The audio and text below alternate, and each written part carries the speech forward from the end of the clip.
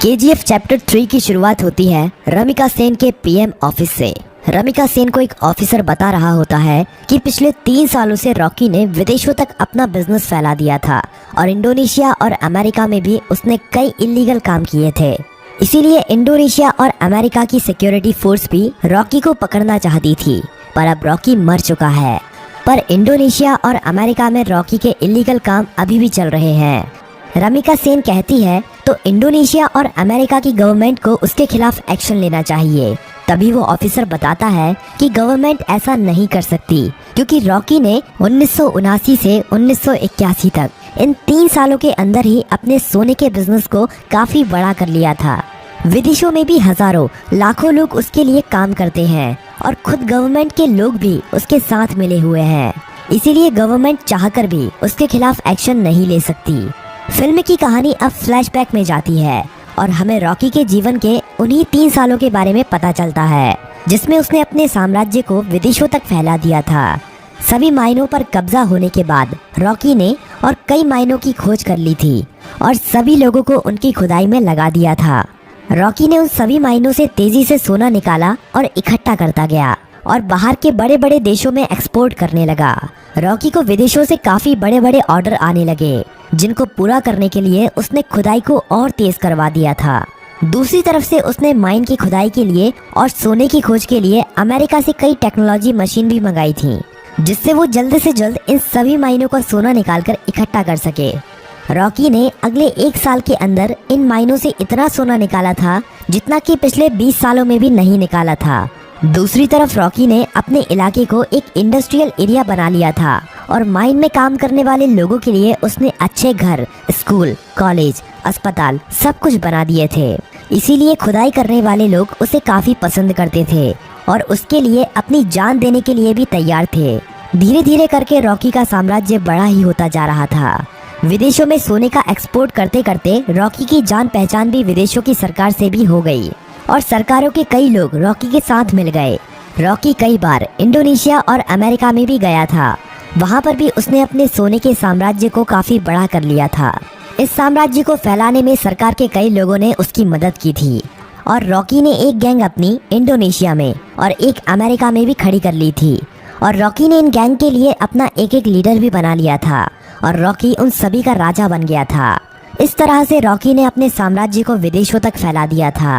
अब कहानी फ्लैशबैक से बाहर आती है और हमें दिखाया जाता है कि जब रमिका सेन ने भारत में रॉकी के साम्राज्य को खत्म कर दिया था और रॉकी अपना सारा सोना लेकर समुद्र के बीच में चला गया था, वहाँ पर रॉकी ने इंडियन नेवी को खुद मैसेज करके उसे मारने के लिए कहा था। तब इंडियन नेवी ने रॉकी के शिप पर मिसाइल छोड़कर रॉकी को मार दिया था, पर रॉकी वहाँ पर मरा नहीं था। रॉकी का सारा सोना उसी समुद्र की गहराइयों में उसी जहाज में दफन है और रॉकी को अमेरिका के सबमरीन ने बचा लिया था। ये सबमरीन अमेरिका के एक बिजनेसमैन की थी, जिसे रॉकी ने उन 3 सालों के बीच में अपना पार्टनर बना लिया था। रॉकी अब अमेरिका में सबसे छुप कर रह रहा था और वो महीने में कभी कभी इंडिया भी किसी को फोन करता था कि केजीएफ का क्या हुआ, केजीएफ को ठीक होने में कितना समय लगेगा। अब कहानी इंडिया में शिफ्ट होती है और हमें दिखाया जाता है कि सलार केजीएफ के तबाह होने के बाद केजीएफ को दोबारा से खड़ा कर रहा है और जो लोग बच गए थे उन सभी लोगों के साथ मिलकर रॉकी के साम्राज्य को दोबारा से खड़े करने में लगा हुआ है। सलार ये सभी रमिका सेन से छुपाकर कर रहा है, पर बहुत जल्द रमिका सेन को भी इसके बारे में पता चलने वाला है। धीरे धीरे करके सलार रॉकी के साम्राज्य को दोबारा से खड़ा कर देता है और दोबारा से माइनों में खुदाई शुरू हो जाती है। अब सलार रॉकी को फोन करता है और कहता है, मालिक, हमने आपका साम्राज्य दोबारा से खड़ा कर दिया है। जिस तरह आपने कहा था, अब आपके लौटने का समय आ चुका है। रॉकी कहता है, सलार, तुम्हारे लिए मेरे पास एक काम और है। तुम्हें उस सोने को समुद्र से निकालना है जो हमने इतने सालों से वहाँ पर छुपा के रखा है। वो हमारी माइनों से ही निकला हुआ सोना है। इसे हमें किसी भी कीमत पर समुद्र से निकालना है। इस सोने की मदद से ही मैं दोबारा से भारत में अपने साम्राज्य को खड़ा करूँगा। सलार सोने को समुद्र से निकालने के काम में लग जाता है और इंडिया में अब एंट्री होती है रॉकी की। सलार अपने लोगों को कहता है कि मालिक कई सालों के बाद यहाँ पर पधार रहे हैं, उनके स्वागत में कोई भी कमी नहीं रहनी चाहिए। किसी को नहीं पता था कि ये मालिक कौन है। रॉकी अकेला ही अमेरिका से आ रहा होता है। केजीएफ में रॉकी का स्वागत धूमधाम से किया जाता है। सभी लोग रॉकी को देखकर हैरान थे क्योंकि उन्हें लग रहा था कि रॉकी मर चुका है, लेकिन रॉकी तो अभी जिंदा है। रॉकी अपनी माइनों का काम देखने के बाद सीधा मिलना चाहता था रामिका सेन से। सलार कहता है कि हम भी उसके साथ चलेंगे, पर रॉकी कहता है कि नहीं, मैं अकेला ही मिलने जाऊंगा। रॉकी अकेला ही अपनी रोल्स रॉयल कार में जा रहा होता है। तभी नाके पर पुलिस उसे पकड़ लेती है। पुलिस वाले जानते नहीं हैं कि वो रॉकी है। वो रॉकी के पास लाइसेंस न होने की वजह से और ओवर स्पीडिंग होने की वजह से थाने ले जाती है। वहाँ पर रॉकी कुछ नहीं बोलता, बस अपने आदमियों को फोन कर देता है। थाने में बड़ा ऑफिसर आता है और रॉकी से चिल्लाकर बात करने लगता है। तभी पूरा पुलिस स्टेशन हिलने लगता है और कई हेलीकॉप्टर और बंदूक लेकर रॉकी के आदमी यहाँ पहुँच जाते हैं। उन आदमियों से एक आदमी रॉकी का लाइसेंस लेकर थाने के अंदर आता है और पुलिस को लाइसेंस दिखाता है। पुलिस वाला लाइसेंस पर रॉकी का नाम पढ़कर हैरान रह जाता है और रॉकी को वहाँ से जाने देता है। रॉकी अब सीधा रमिका सेन से मिलने के लिए जाता है। रॉकी के पहुंचने से पहले वो पुलिस वाला रमिका सेन तक ये खबर पहुंचा देता है कि रॉकी अभी भी जिंदा है। रमिका सेन ये खबर सुनकर हैरान हो जाती है कि अभी तक रॉकी कैसे जिंदा है।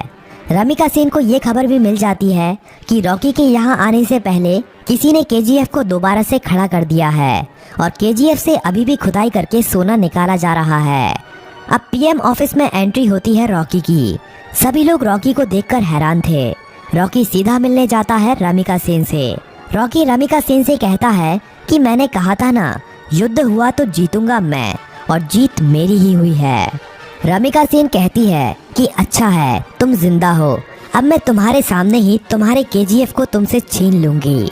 रॉकी कहता है कि उसकी नौबत ही नहीं आएगी। रमिका सेन रॉकी की इस बात को समझ नहीं पाती। तभी रॉकी वहाँ से चला जाता है। अगले कुछ ही दिनों में रॉकी रमिका सेन की सरकार गिरा देता है और सरकार में अपनी पार्टी को जिताकर अपने आदमी को प्रधानमंत्री बना देता है। रॉकी अब दोबारा रमिका सेन को फोन करता है और कहता है कि अब क्या करोगे, अब तो तुम्हारी सरकार भी नहीं रही।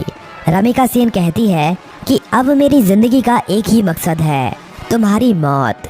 रमिका सेन रॉकी के सभी दुश्मनों को इकट्ठा करती है। रमिका सेन इनायत खली से भी हाथ मिला लेती है और जितने भी रॉकी के देश विदेश में दुश्मन थे सभी को इकट्ठा करके रॉकी को मारने का प्लान बनाती है। रॉकी को मार पाना आसान नहीं था। रॉकी जितना अकेला खतरनाक था, उससे ज्यादा खतरनाक उसके गैंग के लोग थे।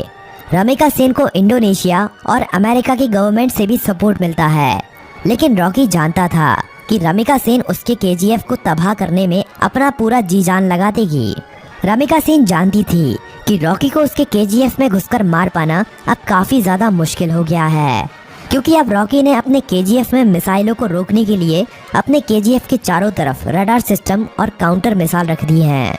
अब अगर कोई भी उसके केजीएफ के अंदर घुसने की कोशिश करेगा तो वो मारा जाएगा। रमिका सेन जानती थी कि रॉकी को मारने के लिए उसको केजीएफ से बाहर निकालना पड़ेगा और अकेले रॉकी के मरते ही उसका सारा साम्राज्य खत्म हो जाएगा।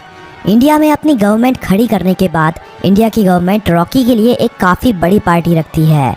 इस पार्टी में विदेशों के बड़े बड़े बिजनेसमैन, बड़ी बड़ी गवर्नमेंट के लीडर आते हैं।